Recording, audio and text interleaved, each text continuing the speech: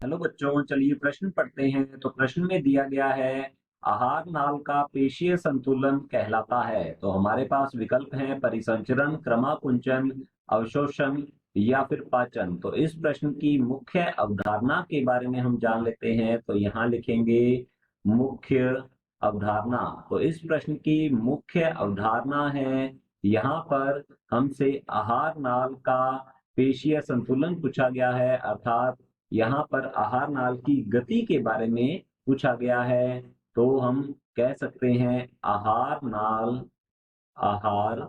नाल की गति से संबंधित यह प्रश्न है। यदि हम आहार नाल की बात करें तो आहार नाल में हम कह सकते हैं यहाँ पेशियां पाई जाती है, चिकनी पेशियां होती है आहार नाल की दीवार में। तो यहाँ आहार नाल की जो भित्ति होती है, इस भित्ति में चिकनी पेशियां पाई जाती हैं। और ये पेशियां जो हैं, ये क्रमबद्ध रूप से संकुचन तथा अनुशीतलन या विश्रांति दर्शाती हैं। तो हम यहाँ लिखेंगे ये पेशियां ये पेशियां क्रमबद्ध रूप से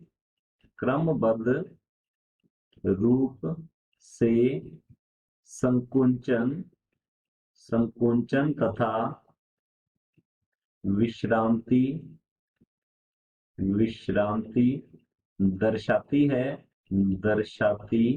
है। और यही क्रमबद्ध रूप से संकुचन तथा विश्रांति जो है, यह तरंग के रूप में आगे की ओर बढ़ती है।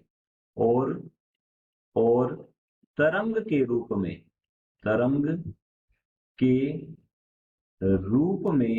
आगे की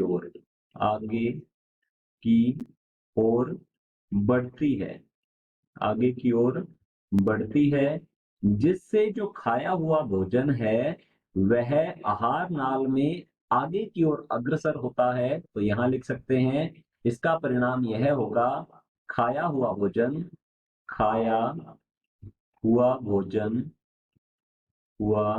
भोजन लिखेंगे जिससे खाया हुआ भोजन आहार नाल में अग्रसर होता है, आगे की ओर बढ़ता है, अग्रसर होता है। और ये जो क्रमाकुंचन गतियां हैं, इन्हें हम क्या कहते हैं? इन्हें कहेंगे क्रमाकुंचन गतियां। तो इन्हें क्रमाकुंचन कहा जाता है। अंग्रेजी में इसे पेरिस्टेल्सिस कहा जाता है। ये क्रमबद्ध रूप से संकुचन और विश्रांति जो हो रही है और तरंग के रूप में जो आगे बढ़ रही है, इसे क्रमाकुंचन गति के नाम से हम जानते हैं। तो यहाँ लिखेंगे इन्हें क्रमाकुंचन गति या पेरिस्टैल्टिक मूवमेंट भी कहा जाता है, जिससे कि खाया हुआ भोजन आहार नाल में आगे की ओर बढ़ता है। और ये क्रमाकुंचन गतियां जो है, ये हम कह सकते हैं ग्रसिका से लेकर आहार नाल में ग्रसिका से लेकर ये मलाशय तक, हम यहाँ कह सकते हैं ये मलाशय तक पाई जाती है। तो हमारा प्रश्न है आहार नाल का पेशीय संतुलन कहलाता है। तो पहला दिया गया है विकल्प परिसंचरण। तो हमारा पहला विकल्प गलत होगा, क्योंकि परिसंचरण जो है यह परिसंचरण तंत्र से संबंधित है, अर्थात हमारे शरीर के अंदर जो रक्त का प्रवाह होता है उसे परिसंचरण कहते हैं। इसका अर्थ होता है प्रवाह। तो हमारा जो पहला दिया गया है विकल्प वह गलत होगा। विकल्प बी दिया गया है क्रमाकुंचन, तो विकल्प बी बिल्कुल सही उत्तर है।